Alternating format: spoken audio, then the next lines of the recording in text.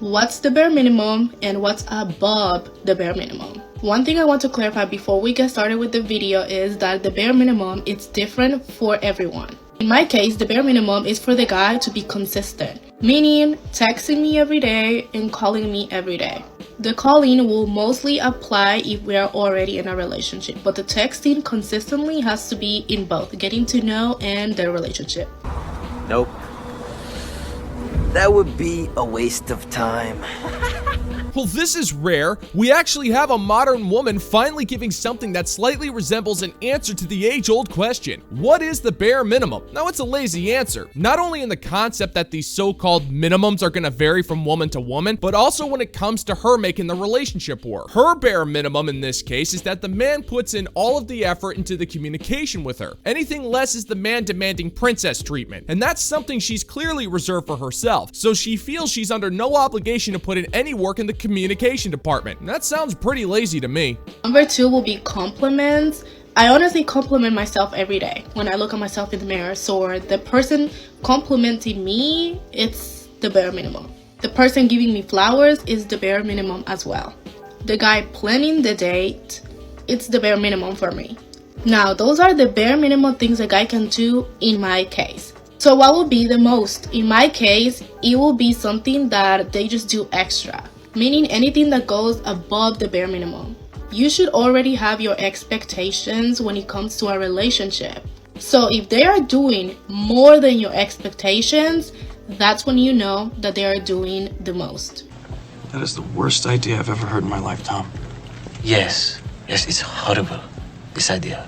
This expansion of her definition is as fascinating as it is entitled and pathetic. Not only does she feel inexplicably justified in doing nothing when it comes to communication, she also feels like she shouldn't give this man any gifts, plan a nice date for him, or give him any compliments. This encompasses about 80% of the work of a relationship, and she requires this of the man. So this isn't so much about how she wants to be treated, as it is a justification for her complete and utter desire to do nothing in a relationship, but still reap all of the rewards at the expense of a man's time, energy, and money. And the best part is she was somehow able to miraculously do this without mentioning her crippling fear of doors even once. Now, some of you ladies need to raise your standards. Some of you actually get excited if you get a text from him. Like, no, that doesn't mean anything. That doesn't mean he's in love with you. Listen to me. If a guy is interested in you, it doesn't matter if he works every day. It just doesn't matter. He will find the time to text you. He will make time for you. There's nothing else that is going to stop him. However, if he's putting, I can't, it's no. But if you like to be treated like that, if you find that okay, it's completely up to you. Like I said, everyone has different bare minimums and others have different standards. Nobody cares what you think.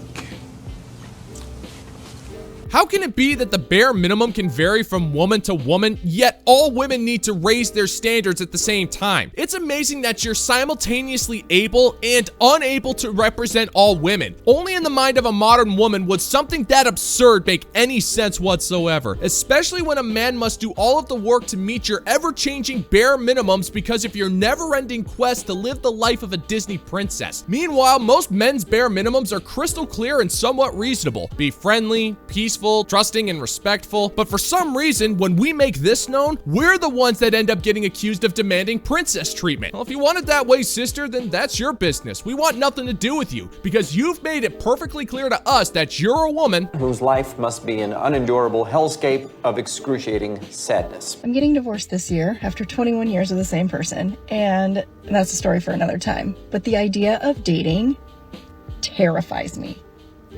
The amount of horror stories I have heard, whether it's on this app or from friends, how are you all doing it? And don't get me wrong, I am nowhere near ready to be dating. liar, liar, liar. But I just am in this exploratory phase of trying to understand what it's like. I'm not on any apps. I'm not anywhere near it. Aren't you lying? No. In fact, aren't you a liar? No more questions, Your Honor. Okay, woman, what you're saying makes no sense at all. How can it be that you're not even thinking about dating after ending a 21-year marriage, and yet you're still asking questions about dating after ending a 21-year marriage? Not only are you asking questions, those horror stories that you're witnessing from social media proves that you're doing active research on the subject. And not only that, but if you were ending this marriage for legitimate reasons, like if your husband was an inhuman monster, for example, then dating would be the last thing on your mind. Now, we get it. You don't want to go into the reasons of your divorce because you've yet to figure out the embellishments and omissions of key details to inflate your victimhood in the situation. And when you do finally get around to making that video, I am certain that you are going to use the phrase $1 million as many times as you can. You're a divorced broad. It's what you do. Bust, I'm trying to wrap my head around the idea of being able to trust strangers that you meet through an app or I don't even know, out somewhere. I have no words. How are you all doing it? I would love some tips and tricks or just general guidelines of how you're approaching it. It's all new to me, and you'll probably see a few videos from me about this because this is just like uncharted territory. No one makes friends with a failure. Okay? You understand? Oh, I wouldn't worry about trust, sister, because there isn't a self-respecting man in the world who's gonna trust you. You've been married for 2 decades. That means you tied the knot during the era of frosted tips, zip discs, and singing synchronized dancing troupes. He wasn't rich back then, but once the wealth was accumulated, a whole bunch of women convinced you that he was toxic because he wasn't willing to fund your 6-month luxury vacation to an obscure tropical island. But now that you're waiting for alimony, you want to get back there and party it up in style and find yourself a hot, young, Tyronius Maximus so you can live the life you feel like you deserve. Really is a shame that in your research you didn't come across the millions of modern divorcees who complain about how their ex-husbands won in the end, because if you did, you would realize that your pointless divorce has made you deserving of one thing.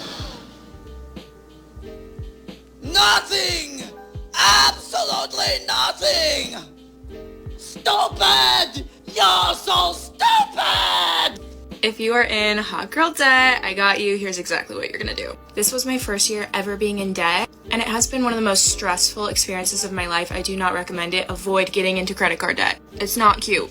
Anyways, back to the tray. My schemer dad taught me this. He's a self-proclaimed cockroach to society. Step 1, you're gonna research new credit cards with 0% interest for 18 months. You're gonna open up a new credit card. It will take you 5 seconds. While you're opening up that credit card, there's going to be an option for you to transfer your debt. I had no idea you could do this. Like I said, it was my first year ever being in debt. I'm trying to get out of it real quick, but this changed my life. Great plan. Thank you. He likes your plan, Chief. Hot girl debt? Since when did crippling credit card debt become cute? Don't you have enough debt as it is? I mean, don't get me wrong, I've never claimed to be a smart man, but I cannot fathom the idea of catastrophic debt being attractive in any capacity. I guess I can't be all that surprised at the end of the day. Modern women are irresponsible with their time and their bodies, and they carpe diem their way into debt faster than you can say overdraft fees. Paying your debts is one of the biggest ways of taking accountability for your actions, and it only makes sense that your solution involves moving the mess from one side of the room to the other and just leaving it there. Self-respecting men pay their debts and keep them manageable. It takes accountability, discipline, and restraint to keep those debts to a minimum, and those are qualities that you clearly lack. Now I'm gonna warn you, there is a one-time transfer fee of like $200, but you're paying that in interest anyways. You're basically paying that transfer fee so that you can be interest-free for 18 months. Basically, this is gonna just buy you some breather time to get out of debt. Obviously, I'm not a financial advisor. I'm just a girl in New York City chasing my dreams who already feels like a millionaire, and I got myself into a little bit of credit card debt because of it. Hope this helps.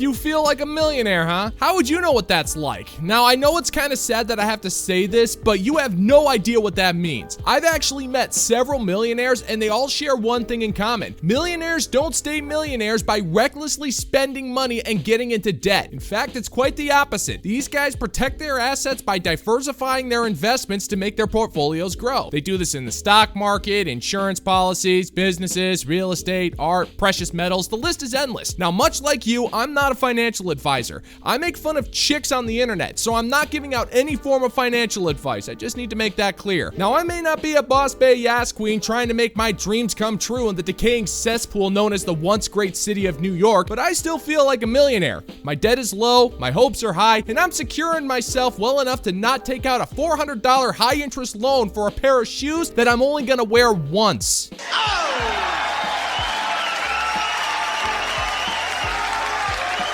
And that's gonna do it for today's video, gentlemen and gents. And as always, if you find that my particular brand of comedy is bringing you to the brink of laughter, then why don't you scroll on down and click that like and subscribe button, ring the notification bell, leave a comment or two, share this video, let's get the word out and give the good old-fashioned middle finger to the YouTube algorithm. And always remember, we're not here for a long time, we're here for a good time. And even if we're on the express elevator to hell, we could still have a few laughs on the way down. Thank you so much for checking out the new video, and until next time, peace out, homies.